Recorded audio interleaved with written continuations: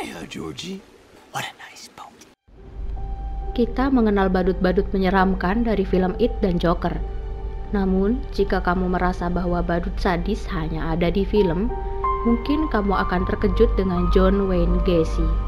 Dia adalah seorang kriminal yang menyembunyikan kesadisannya dengan topeng badut.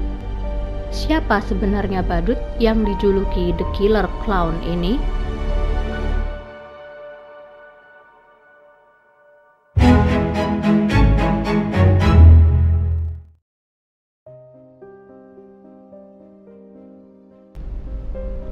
Gacy lahir di Chicago, Amerika Serikat pada 17 Maret 1942. Dia adalah putra dari John Stanley Gacy dan Marion Robinson. Ayahnya adalah veteran Perang Dunia I yang bekerja sebagai mekanik mobil.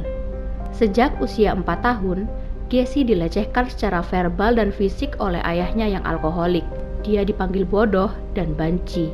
Gacy juga sering dihajar dan dicambuk tanpa sebab, bahkan pernah sampai pingsan. Meskipun begitu, dia tetap mengagumi sang ayah dan terus mengharapkan pengakuannya. Lingkungan rumah dan sekolah Gacy pun sama buruknya. Ketika Gacy berusia 7 tahun, dia dianiaya berulang kali oleh seorang teman keluarga. Pengalaman ini ia rahasiakan dari orang tua karena takut dimarahi sang ayah. Ketika Gacy berada di sekolah dasar, ia didiagnosis dengan kondisi jantung bawaan yang membatasi aktivitas fisiknya. Akibatnya, ia kelebihan berat badan dan diolok-olok teman sekelasnya. Saat usia 18 tahun, Gacy terlibat dengan Partai Demokrat dan bekerja sebagai asisten kapten polisi. Pada saat inilah, ia mulai mengembangkan bakatnya untuk mengobrol. Tetapi, ayahnya dengan cepat memadamkan potensi sang anak dengan meremehkan dan memberi julukan buruk. Kekerasan selama bertahun-tahun dari ayahnya membuat Gacy lelah. Dia pun melarikan diri ke Las Vegas, Nevada.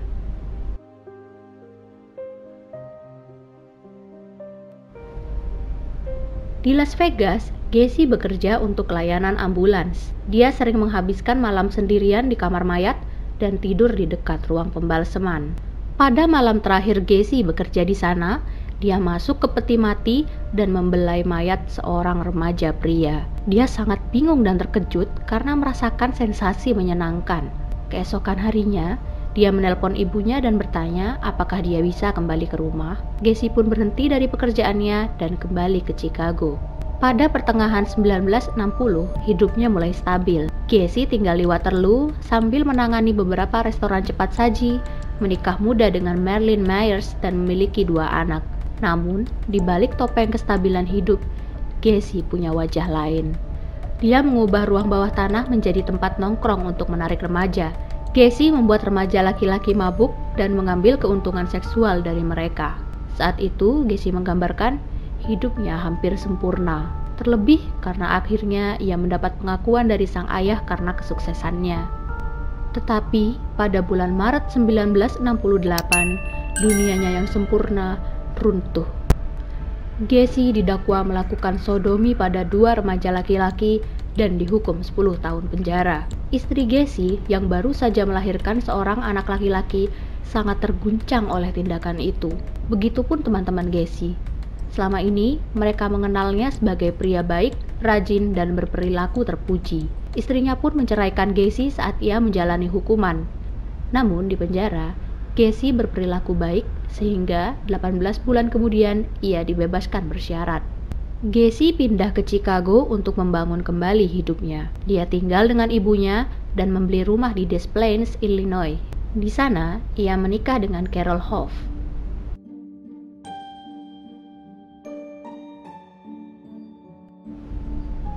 Pada 1975, Gacy bergabung dengan Jolly Joker, klub badut lokal yang anggotanya tampil rutin dalam acara penggalangan dana atau parade menghibur pasien anak-anak di rumah sakit.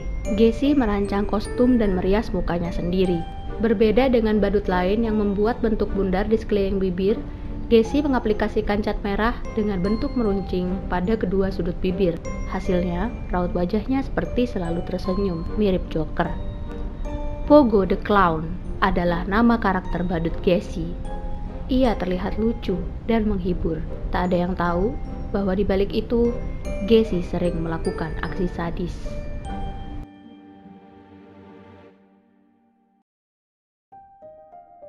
Awal Januari 1972, Timothy Jack McCoy, usia 16, sedang melakukan perjalanan dari Michigan ke Omaha. Ia berencana tidur di terminal bus di Chicago. Saat itulah ia bertemu Gacy yang menawarkan tur keliling kota plus menginap gratis di rumahnya. McCoy menerima tawaran tersebut. Keesokan harinya, Gacy bangun dengan kaget karena McCoy berdiri di depan pintu kamar sambil memegang pisau dapur. Gacy kemudian menyergap McCoy. Keduanya bergumul di lantai, saling menendang, hingga akhirnya Gacy merebut pisau dan menusukkannya berkali-kali ke dada McCoy. Pemuda itu pun tewas. Kemudian, Gacy pergi ke dapur, dan di sana sudah ada sekotak telur yang terbuka dan daging asap di atas meja. Sepertinya, McCoy memasak sarapan dan bermaksud membangunkan Gacy, namun si tuan rumah salah paham. Mayat McCoy dikubur di ruang bawah tanah dan ditutup dengan selapis beton. Namun, bukannya merasa bersalah, Gacy malah merasakan sensasi menyenangkan setelah membunuh pemuda itu. Sejak saat itulah saya menyadari bahwa kematian menghasilkan sensasi sempurna. Pada 1974, Gacy memulai bisnis kontraktor bernama PDM Contractors Inc. Gacy memberitahu teman-temannya bahwa memperkerjakan remaja laki-laki adalah salah satu cara menekan biaya. Tapi sebenarnya itu hanya dalih untuk bisa menarik korban ke ruang bawah tanahnya. Dia memposting lowongan kerja dan mengundang pelamar ke rumahnya untuk alasan pekerjaan. Ia mempergunakan keterampilannya sebagai badut untuk mengecoh korban-korbannya. Gacy berkata bahwa dirinya akan mengajari cara melepaskan diri dari borgol. Begitu korban sudah diborgol, ia akan menjerat leher mereka dari belakang dengan tali. Kadang-kadang ia menggunakan papan untuk menekan leher korban sebelum memperkosa mereka. Mengubur mayat di rongga lantai menimbulkan masalah bau. Kepada istrinya, Gacy berdalih bahwa saluran pembuangan kotoran tidak lancar. Meski begitu, kegilaannya berpakaian seperti badut dan seringnya Gacy membawa remaja laki-laki ke rumah membuat istrinya mempertanyakan seksualitasnya.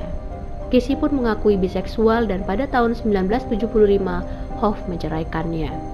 Sejak pernikahannya bubar, Gacy lebih leluasa membunuh. Tahun 1976 sampai 1978 adalah periode Gacy melakukan mayoritas aksi pembunuhannya.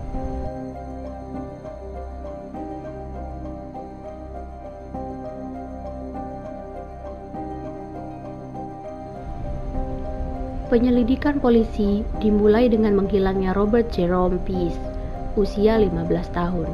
Pada ibunya, Peace izin keluar untuk menemui seorang kontraktor bernama Gacy yang menjanjikan pekerjaan. Namun, Peace tak pernah kembali.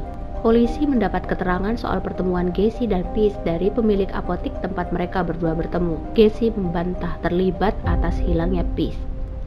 Dua tim pengintai ditugaskan untuk mengawasi Gacy 24 jam. Namun berkali-kali dia bisa menyelinap keluar dari rumahnya tanpa terdeteksi. Gacy juga berusaha merebut hati tim pengintai dengan mengundang mereka makan atau ngobrol santai. Namun berbagai bukti baru tetap mengarah pada Gacy. Lelah dengan segala urusan dengan polisi, akhirnya ia mengaku telah melakukan penculikan dan pembunuhan terhadap lebih dari 30 orang. Tim polisi dan forensik meluncur ke rumah Gacy. Para penyidik mencopot lantai rumah Gacy dan menemukan rongga berlumpur setinggi kira-kira 50 cm yang hanya bisa dimasuki sambil merangkak.